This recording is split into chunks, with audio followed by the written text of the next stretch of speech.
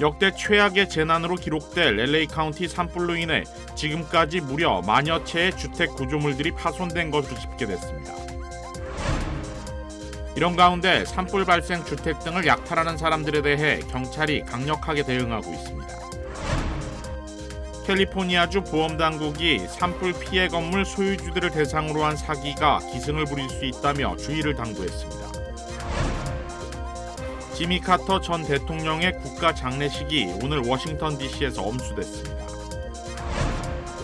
트럼프 당선인의 취임에 맞춰 워싱턴 DC에서 대대적인 불법 체류자 단속이 논의되고 있는 것으로 전해졌습니다. 시청자 여러분 안녕하십니까? KBS 아메리카 뉴스입니다. 역대 최악의 재난으로 기록될 LA 카운티 산불이 여전히 맹렬한 기세로 확산 중입니다. 불에 타 전소됐거나 파손된 주택 등 구조물이 무려 만여 채에 달하고 있습니다.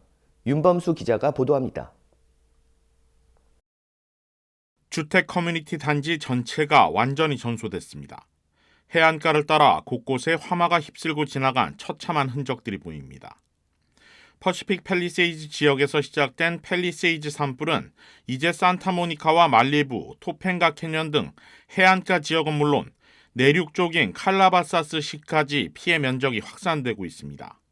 지금까지 불에 탄 면적은 오후 3시 기준 19,978에이커로 사실상 2만 에이커를 넘어섰고 진화율은 여전히 0%입니다.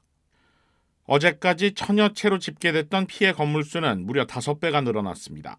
가주 화재당국 캘파이어에 따르면 현재 주택과 상업용 건물, RV, 창고 등 구조물 5,300여 채가 이번 산불로 파손된 것으로 집계됐습니다. 알타디나와 페사디나 지역에서 발발한 이튼 대형 산불 역시 계속 확산 중입니다. 현재까지 소실 면적은 13,690에이커, 진화율 0%입니다. 카운티 소방당국은 오늘 오전까지 천여 채로 집계됐던 피해 규모가 오후 들어 크게 늘어나 현재 불에 타거나 파손된 주택과 건물, RV 등 구조물 등이 5천여 채에 달한다고 밝혔습니다. 사망자는 5명, 부상자 수는 아직 집계가 어렵습니다. 산불 발생 지역도 하루 만에 더 늘어났습니다. 팰리세이즈, 이튼 두 곳의 대형 산불과 함께 어젯밤에는 할리우드 지역에서 선셋 산불이 발생했고 오늘 오후에는 칼라바사스 지역에서 케네스 산불이 발생하는 등 현재 산불이 진행되고 있는 지역은 모두 6곳으로 늘어났습니다. 이번 산불은 LA 지역에서 발생한 모든 재난재해를 통틀어 역대 최악의 재난으로 꼽힙니다. 앞서 가장 큰 피해를 입혔던 산불이 지난 2008년 604채를 파손했던 실마 산불이었는데 이전 집계와 비교가 무의미할 정도로 최악의 피해를 기록하고 있습니다. 특히 팰리세이즈 산불의 경우 헐리우드 유명 스타를 비롯해 부유층이 밀집돼 있는 지역으로 이들이 소유하고 있던 고가의 저택들이 파손되면서 천문학적 재산 피해로 이어지고 있습니다. 현재 페리스 힐튼을 비롯해 할리우드 유명 스타들이 소셜미디어를 통해 피해와 대피 상황 등을 전하고 있습니다. Well, we ended up losing our house in the fire, and thank God we are safe. Our community is beyond devastated. My thoughts and prayers are with everyone tonight. I'm really praying to stop soon. 화재 소방당국은 오늘 밤과 내일이 산불 진화의 고비가 될 것으로 보고 있습니다. 국립기상청이 내일 오후 6시까지 LA와 벤츄라 카운티 지역에 적색 경보를 발령한 상태지만 강력했던 바람이 조금씩 수그러들고 있어 주말쯤에는 진화율이 조금씩 진전을 보일 수 있을 것으로 예상하고 있습니다. KBS 뉴스 윤범수입니다. 산불 발생 지역을 약탈하는 사람들이 있어 경찰이 강력하게 대응하고 있습니다. LA 산불 지역에 범죄자가 나타나고 있어 지역 경찰이 이에 대해 강하게 경고를 보냈습니다. LA 카운티 셰리프국은 현재 산불로 인해 모두 대피한 상황에서 일부 주택에 약탈이 발생했다고 밝혔습니다. LA 카운티 셰리프국과 치안당국은 20여 명이 산불 피해 주택에 들어가 약탈한 혐의로 체포했습니다. 셰리프국은 약탈자들에게 산불 피해 지역으로 접근할 생각 자체를 하지 말 것을 강하게 촉구하며 집주인은 집을 잃고 슬픔에 잠겨 있다고 말했습니다. 강풍으로 산불이 빠르게 번지면서 대부분 주민들은 준비도 못하고 대피한 상황입니다. 산불 피해 지역에는 그곳에 거주하는 주민들과 소방관, 응급구조대원들만 들어갈 수 있다고 강조했습니다. LA 경찰국도 약탈을 시도하는 사람들에게 강력히 대응하고 있다고 전했습니다. 캘리포니아주 보험당국이 피해 건물 소유주들에게 어떠한 서류에도 서명하지 말라고 당부하고 있습니다.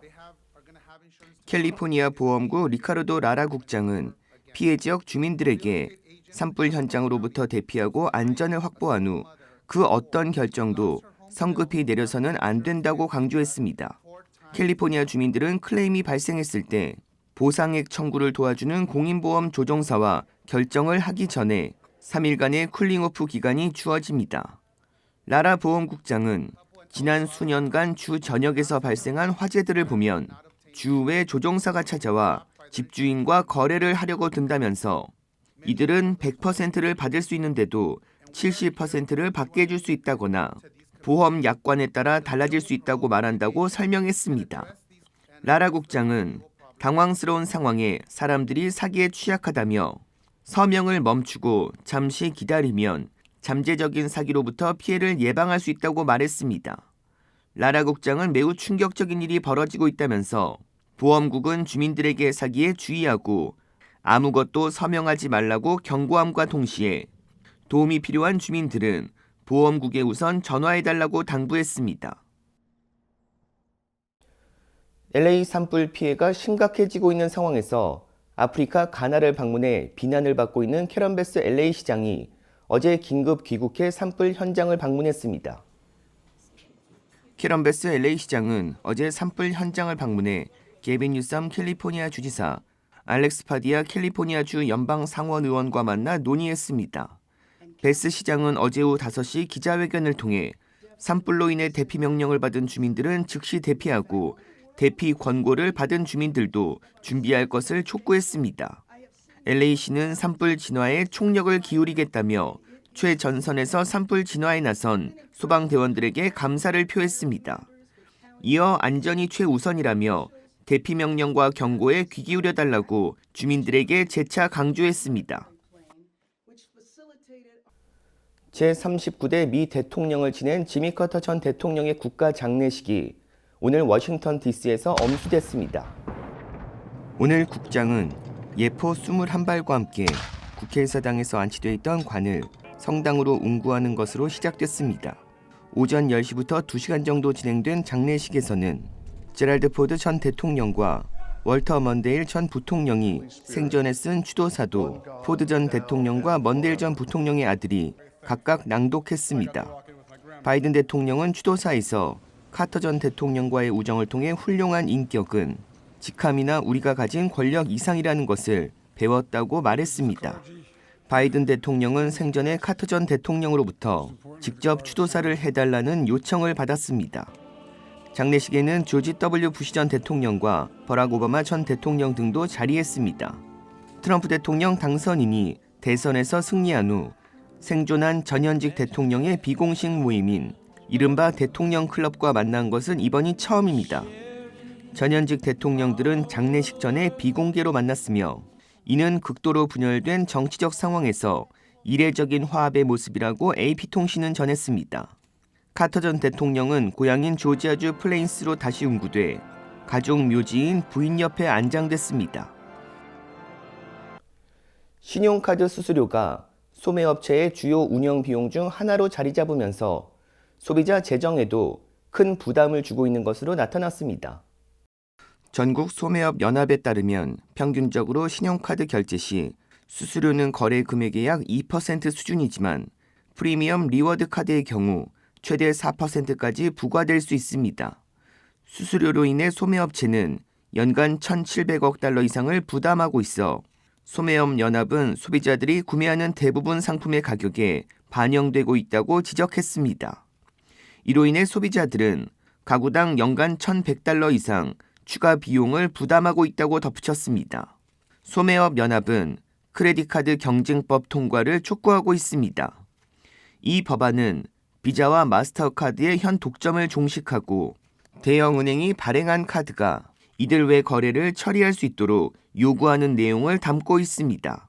머천드 페이먼트 연합회 관계자는 새로운 경쟁 체제가 도입되면 수수료 구조가 합리화되고 소비자들에게도 실질적인 혜택이 돌아갈 수 있다고 주장했습니다.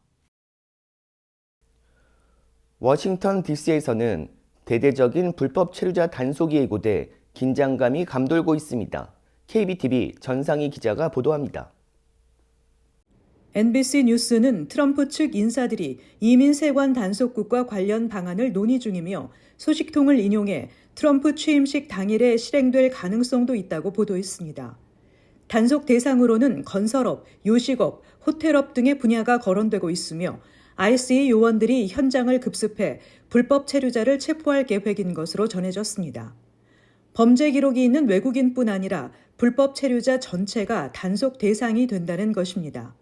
트럼프 측 인사들은 ICE가 대규모 단속을 당장이라도 실시할 수 있는 준비가 돼 있는지를 반복적으로 점검한 것으로 전해졌습니다. 이 같은 대규모 단속은 미국 역사상 최대 규모의 이민자 추방에 나설 것이라는 트럼프 당선인의 공약에 따른 것입니다. 트럼프 당선인은 취임 첫날 과감한 국경 차단 조치에 나서는 한편 최대 2천만 명으로 추산되는 불법 체류 외국인을 대상으로 추방 작전을 실시할 것이라고 공언했습니다. 트럼프 당선인은 이전 집권 시기에도 멕시코와 접한 남부 국경에 이민자 유입을 막기 위한 장벽 건설과 함께 ICE의 불법 이민자 체포, 추방 강화 등의 정책을 집행했습니다. KBTV 뉴스 전상입니다. 한국 소식입니다. 공수처는 체포영장 집행을 두고 신속보단 철저한 준비에 무게를 두고 있습니다. 진선민 기자가 보도합니다. 공수처의 1차 체포영장 유효기간은 7일이었습니다. 2차 영장기한은 이보다는 훨씬 넉넉한 것으로 알려졌습니다. 때문에 공수처는 신속한 집행보단 철저한 준비에 무게를 두고 있습니다. 수적 열세가 실패 원인 가운데 하나로 지적된 만큼 경찰과의 협의를 진행하고 있습니다. 저희들이 과도한 경호처의 물리력을 목도하였는데 그것을 제압할 수 있는 충분한 인력이 필요한 그런 상황인 건 맞습니다. 경찰은 내부적으로 수도권의 형사기동대, 마약범죄 수사대, 반부패 수사대 등의 수사관 동원령을 내렸습니다. 모두 현장 체포 경험이 풍부한 수사 인력들입니다. 하지만 오동훈 공수처장은 경찰과의 대면 협의는 진행되지 않았다고 밝혔습니다. 때문에 당장 2차 집행이 이뤄질 가능성은 높지 않아 보입니다. 다만 경호처 등이 대비할 틈을 주지 않기 위해 전격적으로 집행이 이뤄질 수도 있습니다. 공수처와 경찰은 영장 집행을 방해하면 국회의원까지 체포할 수 있다는 입장입니다. 국회의원들도 체포할 수 있죠? 네, 그렇습니다. 불체포 특권 적용 대상이 아니잖아요. 네, 그렇습니다. 경찰 특공대 투입도 거론되지만 법적 문제와 물리적 충돌 우려 때문에 가능성은 낮은 것으로 알려졌습니다. KBS 뉴스 진선민입니다. 한국 국회에서 비상계엄 선포와 여객기 참사 현안 질문이 진행된 가운데 여당과 야당 간에 고성이 오갔습니다. 오대성 기자입니다. 비상계엄과 여객기 참사 규명을 위한 긴급 현안 질문. 하지만 여야 모두 윤석열 대통령 탄핵 심판과 체포 문제에 집중했습니다. 국민의힘은 공수처의 내란죄 수사 권한을 문제 삼았습니다. 공수처가 한마디로 불법적인 수사 권한을 갖고 불법적인 영장을 발부받으니 이렇게 여러 가지 국론 분열이 있습니다. 자, 그러다 보니까 지금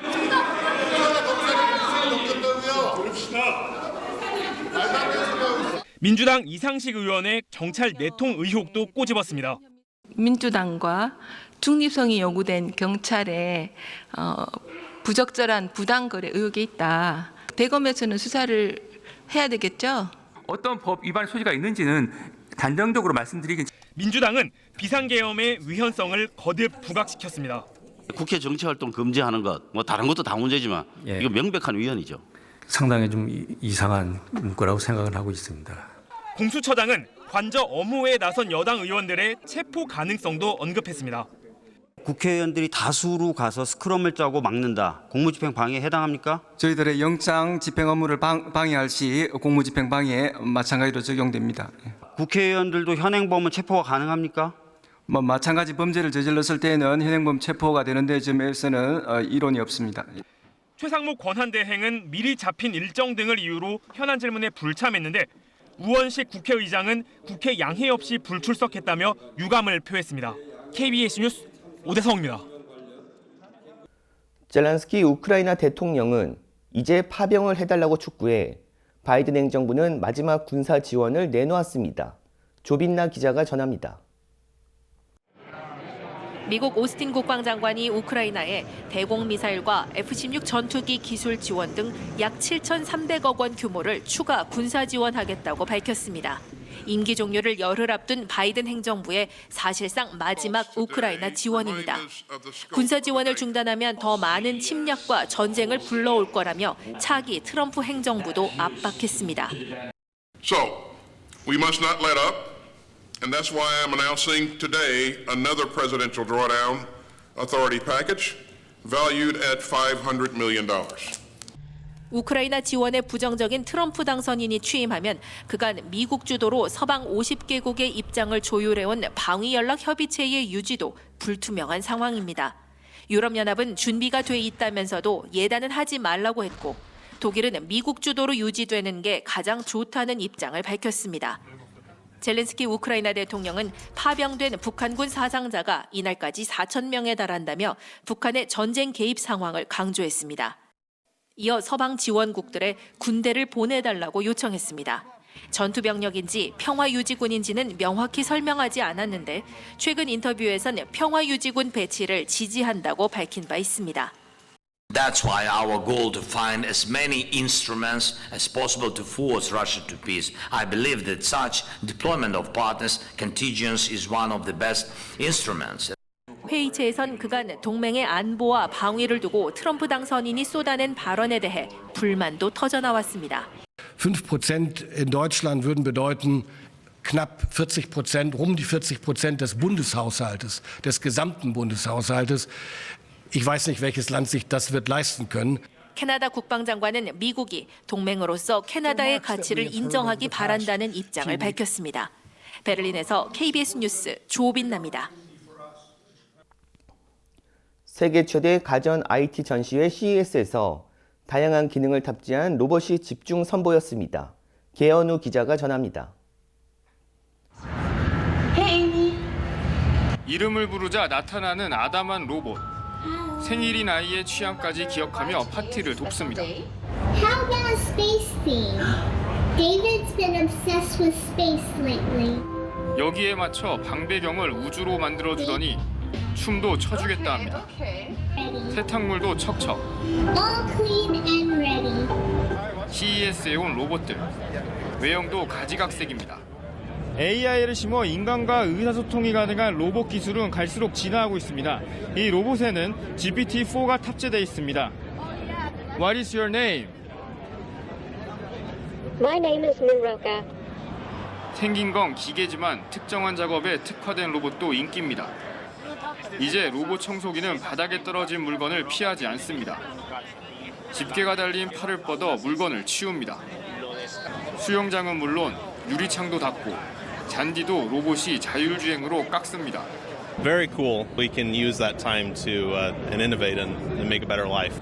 농업처럼 노동이 고된 분야라면 로봇이 더 큰 힘이 됩니다. 모종 심기 등 식물 재배 전반을 책임지고 자율주행으로 무거운 작물도 떨어뜨리지 않고 옮깁니다. Our goal is to increase their yield, grow better quality fruit. 아직 초기 단계란 평가지만 AI로 더 똑똑해진 건 물론 움직임까지 점점 자연스러워지고 있는 로봇들. 일상의 일부가 될 로봇의 시대가 점점 다가오고 있습니다. 라스베이거스에서 KBS 뉴스 개연우입니다. CES에서 델타항공이 창사 100주년을 맞아 향후 비전을 발표했습니다. 라스베이거스에서 개막한 CES에서 델타항공은 대형 공연장인 스피어무드에서 기조연설에 나섰습니다. 17,000여 석이 가득 찬 가운데 바스티안 CEO는 무대에 올라 비행기가 관객들을 태우고 활주로를 따라 이륙하듯 스크린에 연출했습니다. 관객들은 실제로 17,000명을 태운 비행기를 탄 느낌이 들었다고 말했습니다. 바스티안 CEO는 창사 100주년을 맞아 새로운 전략으로 차량 공유업체 우버와 파트너십을 체결했다고 발표했고 스카이 마일즈를 이용해 우버를 이용할 수 있다며 우버를 이용하면 스카이 마일즈도 적립된다고 설명했습니다. 또 유튜브와 파트너십을 체결해 멤버십 고객들에게 유료인 유튜브 프리미엄을 무료로 제공하기로 했습니다. 여기에 인공지능 비서를 선보여 이용자는 여권 만료, 비자 요건, 목적지 날씨 등 여행과 관련한 정보를 AI 비서의 텍스트나 음성으로 묻고 답을 얻을 수 있다고 덧붙였습니다.